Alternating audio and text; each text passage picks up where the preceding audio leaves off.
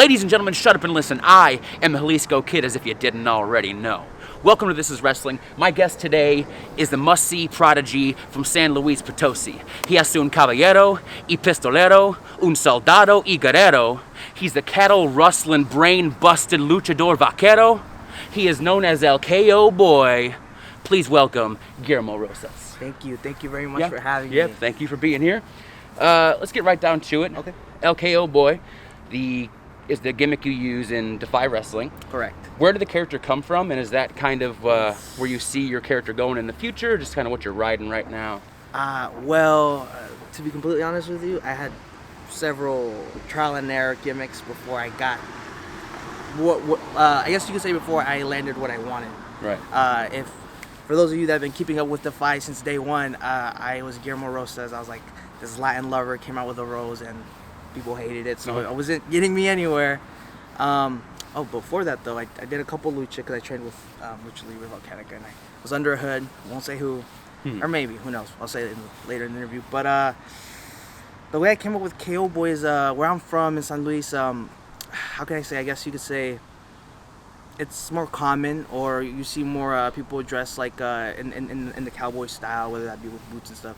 And if you ever see me, except today I guess, but if you ever see me like outside of whether it be here or I'm hanging out, like I like boots, I love shoes, and it just came a little natural to me. I was like, you know what, I'm just trying something different from what I've been told, and I'm gonna stick with this. And luckily that's when Old Town Road came out, and it just kind of like it just clicked. You know? Absolutely. Yeah, it just I don't know. Great. That's the best way I can explain it. Cool. No, that's great, Yeah. man. Yeah. So in your young career, you've been wrestling what 3 years?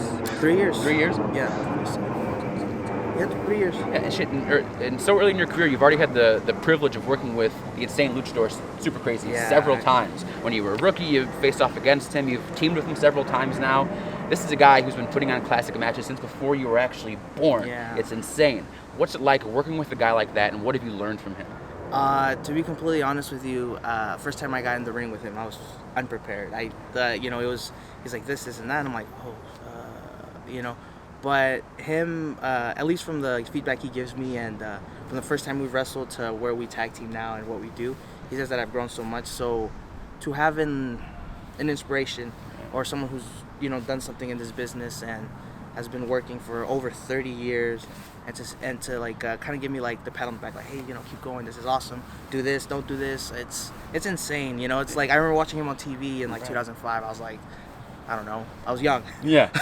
But I watched him on TV. I've always seen him. My parents, my friends always been like, oh, you kind of look like Super Crazy. I was like, yeah. This was before we even tagged. Yeah. And next thing you know, it's like now we're tagging. Now it's like a constant thing here in Defy. So just seeing him all the time it's like, it's unbelievable. Even I get to hang out with him, get drinks, But amazing dude, very respectful. I'm completely humbled to be with him, tag teaming, or if I ever get to wrestle him again. It's amazing. It's still like mind blowing. Yeah, I can't imagine. No shit.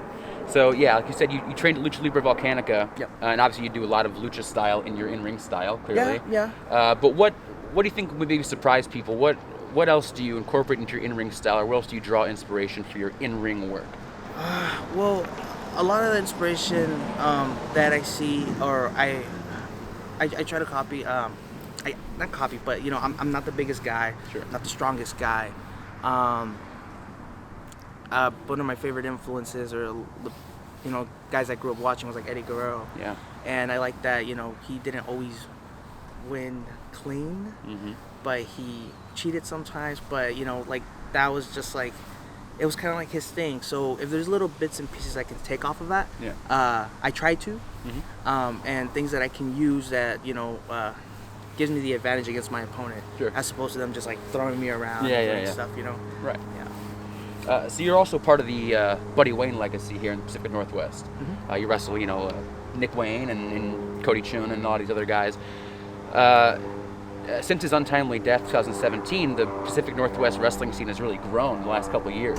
How does it feel to be a part of that change, and where have you seen the scene go since you started? I think in general, just the way the scene is now, at least when I started wrestling, there wasn't any company in the Pacific Northwest that I was aware of, Right. just where I trained at Lucha Libre. Right. And they ran maybe one show every other month, or maybe it was every month, but it wasn't like, it's not where it is now. Sometimes they have 3 to 4 or 5 shows in a month. Yeah. I know their summers usually hectic, and like, I think Jose Luis Gomez, which is a trainer there, for like giving me the platform to always perform. Where wrestling is now here, I feel like this is like a hotbed for wrestling, or it's getting to that level at least. We might be the next Chicago or New York. I don't know. Yeah. but it definitely feels that way, and I think I may be biased, but I think a lot has to do with Defy. Yeah. I think the people they bring around the world, the wrestlers, and it doesn't even have to do with wrestling. I think it has to do a lot with production. With like venues, or I see Defy sometimes, and I feel like they're like on like higher levels and Absolutely. stuff. And there's also a lot of other companies doing that currently right now. I know like maybe like 321, Prestige Wrestling, DOA, the Dubsy in Salem. Like I said, when I started, it was like DOA, Lucha Libre Volcanica. Right. ECCW is huge in Canada. Yeah. ECCW, and those were like the main 3. Right. Now there's like 7, 8, 9 companies. Oh, and Without a Cause in Everett as well. Yeah. There's like 8 to 7 companies. I know I can't name them all because like it's on the spot right now. Sure, But right, yeah.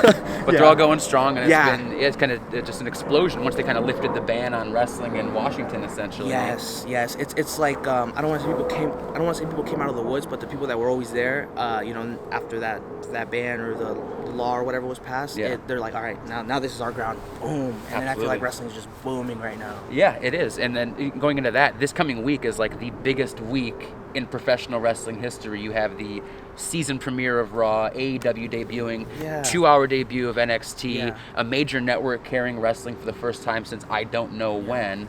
Going into 2020, Impact too. Impact is still doing what they just bought Access TV. I mean, really, wrestling, there's more workers making a living than ever before.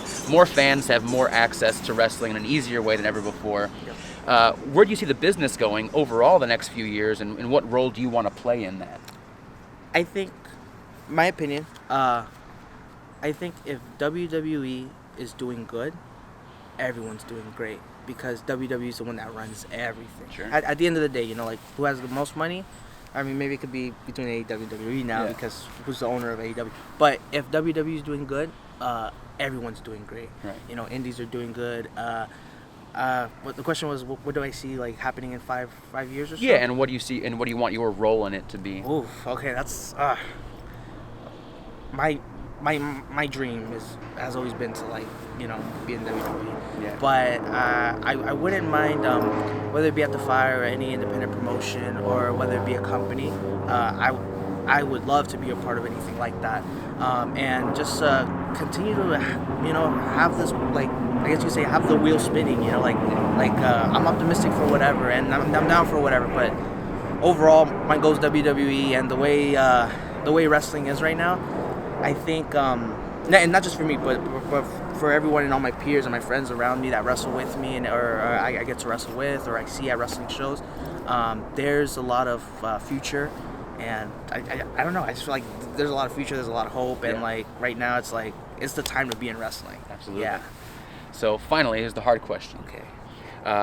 United States has a complicated history and relationship with Mexico. Correct. With the continued use of Mexican cultural iconography such as lucha masks and sugar skulls for use in fashion and style in the U.S., do you consider that appropriation, or do you think it's more of like a tribute to Mexican culture that could lead to a wider appreciation? I think people who do use masks and stuff, I think for the most part, they've known a thing or two about lucha, of Lucha Libre. They know who, whether it be AAA or CMO, or if they watch any previous company. Before I was born, 97 by the way. There has to be an appreciation before you can do it. I don't think anybody gets under a hood and just says, "Oh, I'm gonna be a luchador," especially if they don't know like a lick of lucha, or they have never tried it or anything like that. But people who appreciate the culture, in my eye, I believe is fine and correct, and that's fine. And as long as the style of Lucha Libre keeps evolving, I feel like more people will continue to do it, and maybe it can evolve to the next level or to whatever it becomes in the future. But I'm for it because it's cool, and I like all styles of wrestling too. Great. Yeah. Absolutely. All right. Well, thanks, Guillermo. Let everybody know where you're going to be wrestling soon and where they can find you on social media. Okay, social media, the easy one. PISTOLAYROSAS. Pistola y Rosas. That's for Instagram, Twitter.